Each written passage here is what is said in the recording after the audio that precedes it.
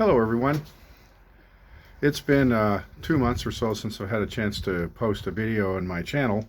And as you can see behind me, it's no longer summertime. And so the parks are closed and it's much more difficult here in Northern Ontario to travel in the backcountry. What I do in the wintertime is I try to retain my conditioning, at least reasonably so, by doing something around between 10 and 30 kilometers of walking every week, sometimes with my pack, sometimes not. Cross-country skiing, we have a pool here in town, and sometimes I will, haven't done it yet, but I'm planning to do some swimming as well for my aerobics. And what I thought I might do, I had been posting roughly every 5 days in the summertime. I'm going to probably do about once a month over the winter. I have some trips that I have from the past. Some of them are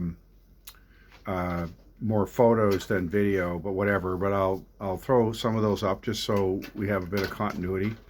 And then when April, May starts, then the season will begin in 2024.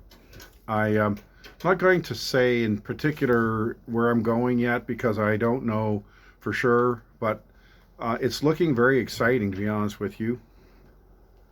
I usually do a trip at the end of May at a park somewhere where I do try and get in maybe 100 kilometers of paddling and cycling and hiking for a week just to bring things up. And then into June we start looking at doing some tripping or some long day stuff and so on. I also like to have at least one, if not 2 or 3 backcountry trips a year, maybe more depending on where it goes. I don't really do too much overnighting by myself, and so I generally like to be able to go with someone, and it's sometimes hard to find folks to do that, and or how things work with schedules and so forth. But you take what you can get, and it's been great. I also do RVing as well, and sometimes that works easier and you get some day tripping from those things. But we're looking at, Frank and I at least are looking at least one week-long canoe trip in a new place this year, so we're really kind of excited. We're just kind of in the preliminary planning of that, so we're looking forward to that.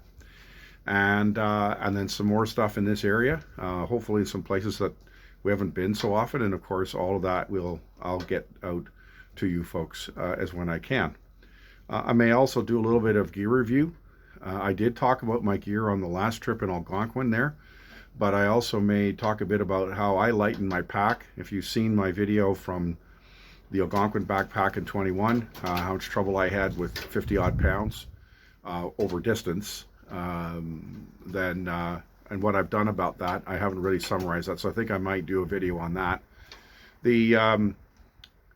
But other than that, I think it's going pretty well. Frank and I have kind of come to an understanding we're probably going to do double solos if we go.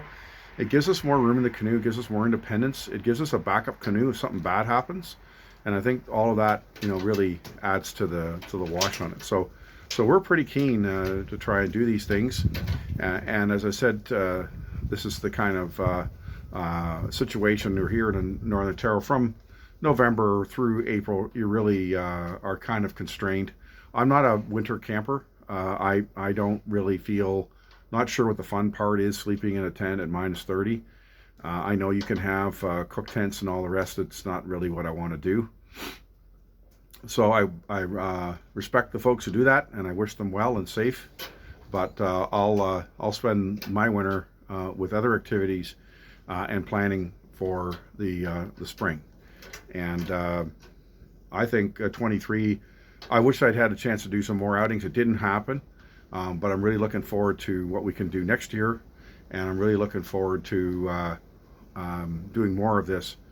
One of the challenges people who do this get as you get older, of course, is, okay, I'm 62 now, I'll be 63 next year, is how long you can do it in challenging trips before maybe you can't anymore. And I'm hoping I've got 10 more years. We'll see. There's certainly parks in the northwest of Ontario Quetico and other places that I'm keen to look forward to going, and lots of other kind of in-between places.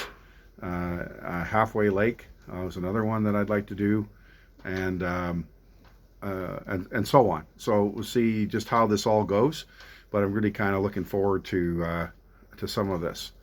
And the nice part about being retired is you can pick the dates. You don't have to go on a day X if the weather's awful. You can kind of play it a little bit and go where when it makes most sense to go and makes it better for the enjoyment of the trip. Amazingly, in Algonquin last year, in some parts there was a lot of bugs, and in some parts there weren't. And this was in a very, right on the 21st of June, when you'd think it would be right up to date.